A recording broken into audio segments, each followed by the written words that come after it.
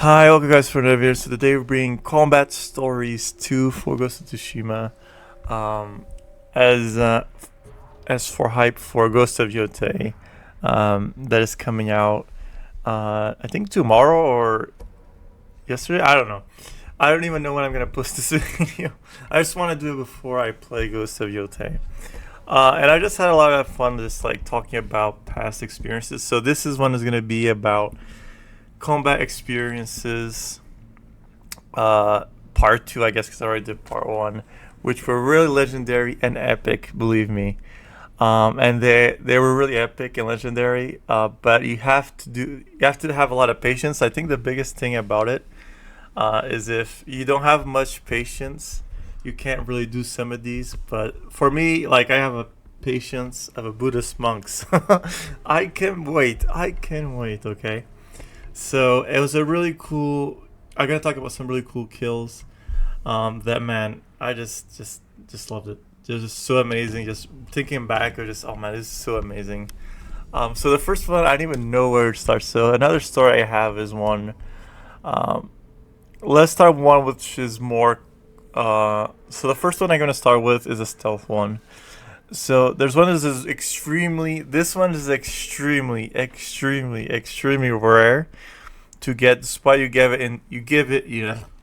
have it in the Jin skill tree. You do have a kill which is the katana through the wall, through a wall, and you can do that through the wooden wall or plastic. I don't know what is that made of. Paper wall? I don't know. I think it's paper. Uh, and that one's extremely rare.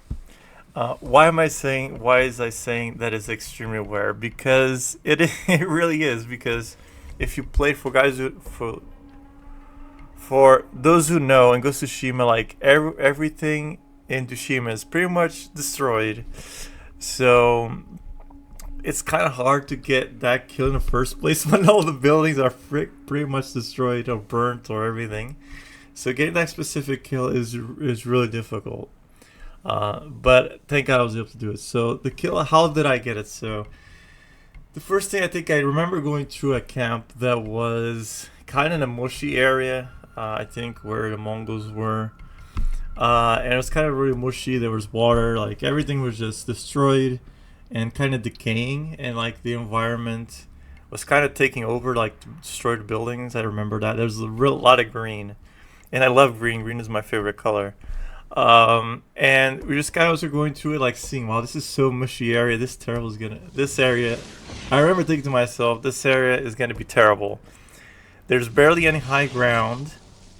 You can barely see anything with all this freaking leaves everywhere.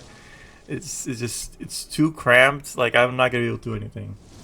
But thankfully, since I'm a master assassin, no, just kidding. But since I have a lot of patience, I was able to figure out a solution. So there's just certain buildings where you could, like, since everything is just decayed and destroyed, there's certain buildings with you can go with Jin and just kind of crawl under the building and go inside, despite being all destroyed, and try to find like ways in to get to the guards. And I think I remember. I think I distracted one guard with the bell. What is it called? It's not a bell. It's those like wind chimes. There you go. It's a wind chime. And I remember distracting him with a wind chime. And while the other guy was kind of looking around, I went behind the building, that specific building that still had those doors, those Japanese slide doors, still intact, so they couldn't see me through the other way. But the guy, like the other one was kind of like, I think he was just standing there or eating something, and he was behind it. And the other guy that he went to search for where the wind chime was, I was able to get inside the building before he went into search. So that's how I get it. So that's how I got it. He couldn't see me through the wall, and he was going searching, and while he was going searching, I killed his. That was the most epic kill ever. I remember, and then I went with Jin. He did the katana attack behind the wall. It was so sick. I remember, like, we saw his body, like, ah! Like the katana through his stomach was pretty sick, and then he just fell down. And then after that, it's kind of an A's. But I know I did stealth. I think I did stealth the other guy, and I stealthed other dudes as well. I think at one point, of course, because the area was so cramped, I think I got into a fight here and there, but I think it was just like 2 or 3 enemies left. And it was just so amazing. That was an amazing scenario. Considering how bad that was, considering how cramped that area was, for those who remember it, it's kind of a really specific area, where it's extremely cramped and it's full of vegetation. Excuse me, but I was able to get through it. And it was really fun. It was really epic. And then there's another one where I think has to do. No, it's actually before that. Hold up, I'm kind of taking. Let me process, guys. Okay, so the other one. Okay, the other one is actually, this is more combat focused, which I think you guys will like. So this one is about when I was able to unlock a skin for Jin, which was a skin. I mean, a skill for Jin. I mean, yeah, it does have skins, but that's not what I'm talking about. So I was able to get a skill that was really cool, which is the one where you kind of deflect and then do the backstab with the katana. Like, you turn your back with the backstab katana. I think you guys know what I mean with that one. And that is an extremely, I think that's extremely high tech.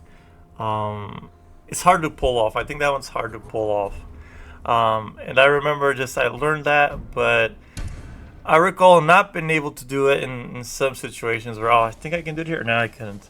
But what the cool thing was is when it counted, where I got into a fight where there's multiple enemies, and I was kind of like sweating. When it counted, I was able to do it. It's something weird about me. When I'm like super stressed and a lot of stuff going, I can actually pull things off. But when things are calm, sometimes I screw things over. But in that situation where everything was kind of messy, I was able to get it. And why is that kill so good?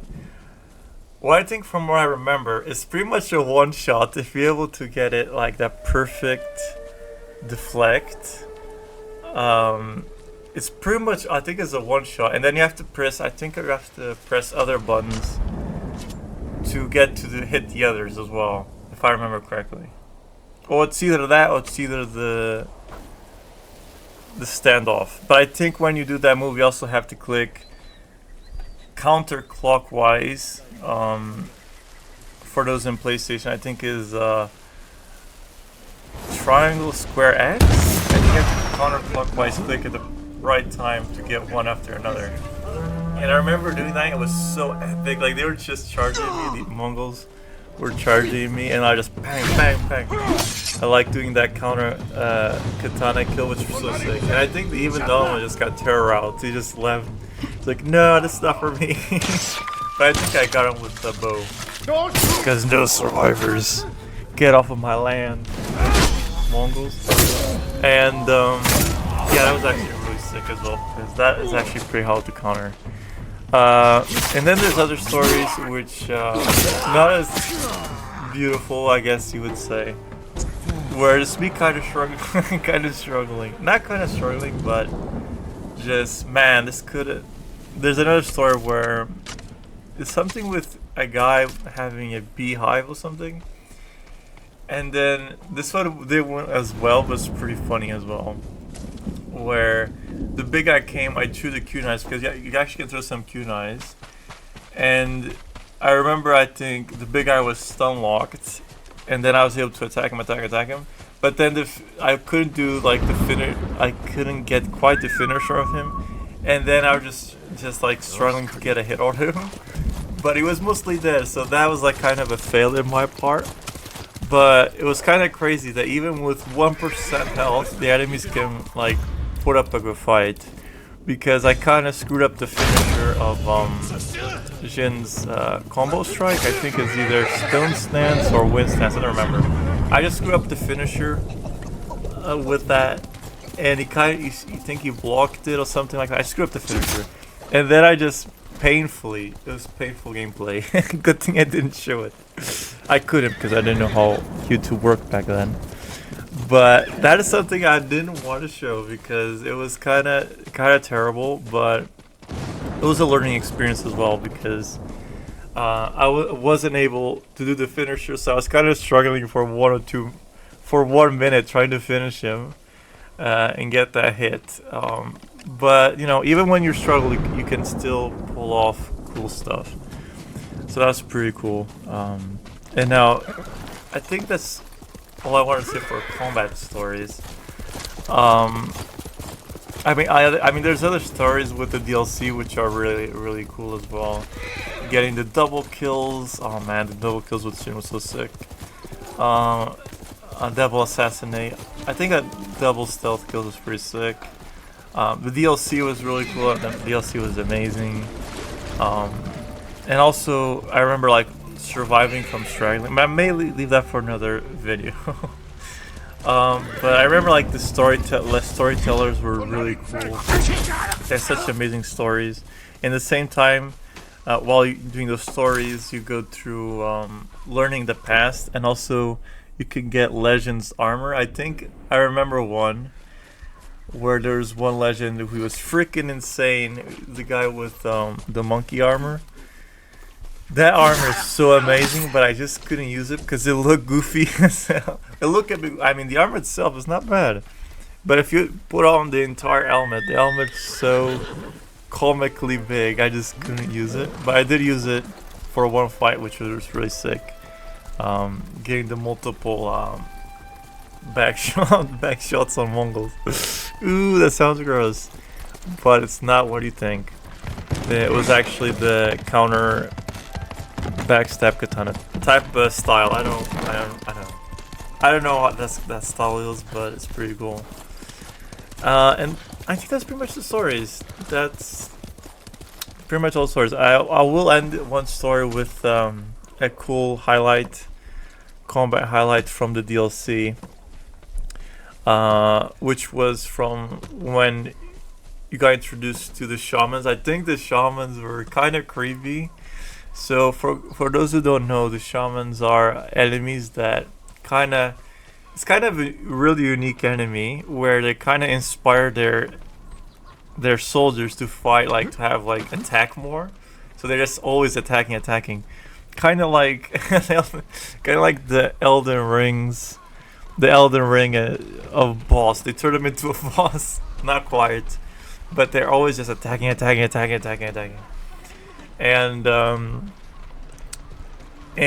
the thing is that's actually pretty interesting because it kind of brought more difficulty, but at the same time it was pretty fun the way they were chanting like that. They were chanting.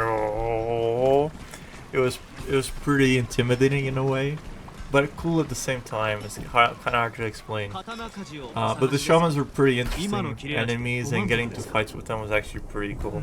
Pretty interesting and cool. That's pretty much the story, guys. I think I don't remember anything else.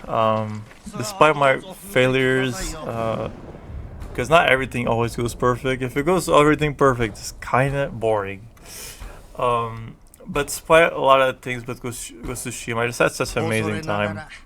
Even when I didn't do things perfectly or they didn't went exactly as I wanted, like the one where I couldn't finish the big guy, and so I just sat there 2 minutes trying to get the final hit because he kept blocking and stuff like that, or evading or something. So it's just pretty interesting. I think I really loved Ghost of Tsushima, and I think it was a turning point in the way I enjoyed games, you know. So as I was saying, guys, here's my final thoughts. I thought as I said, I really love Ghost of Tsushima, and I have really good memories on it. The thing is about it is just, I think it was just really amazing because you learn slowly as you play the game. You learn slowly, and soon at the end you start becoming kind of a master of the game, which is really amazing. And the story was amazing as well. I remember that we went through. We got captured at one point and set on trial for our actions in Lord Ashimura's. I think that's what our uncle's name was. court to be trial or something like that for our actions. And then I remember just escaping with a horse, and then a horse died. It was so sad. Jin's horse died, and then we had to survive in like a freezing environment with Mongols everywhere. It was so crazy. But talking about Uncle and everything, I think he was a really good person, and at the end, I couldn't, kill him, or just I had to let him go. I couldn't, because he helped us all the way throughout. Yes, he kind of betrayed us, quote unquote, in the end, but it's pretty much Jin decided to face him, so that's pretty much on us, I guess. I don't think he would have chased us, so I just couldn't. I don't know about your guys' option, because for those who don't know, the option in the end of Ghost of Tsushima is if you want to you kill your uncle or just let him be. And I just couldn't do it. He said, like, we have no order, but bitch, I already don't have no order anyway. So that's pretty much what Jin said. I already don't have any order, so who cares? And that's pretty much how it was, and it was just amazing. Then at the end, despite everything, I think Uncle was a good person. He helped us against the final battle, and I remember fighting the big Khan, and he switched to all type of weapons the Mongols could bring, and multiple phases, but I was able to defeat him, and it was just amazing and beautiful, and it was an amazing ending. So I love Ghost of Tsushima. I believe that it's a really amazing game, and I had really amazing stories about it, and was and still is a masterpiece, in my opinion, Ghost of Tsushima. So I really loved it, and I hope you guys enjoyed the video, and I'll see you guys next time.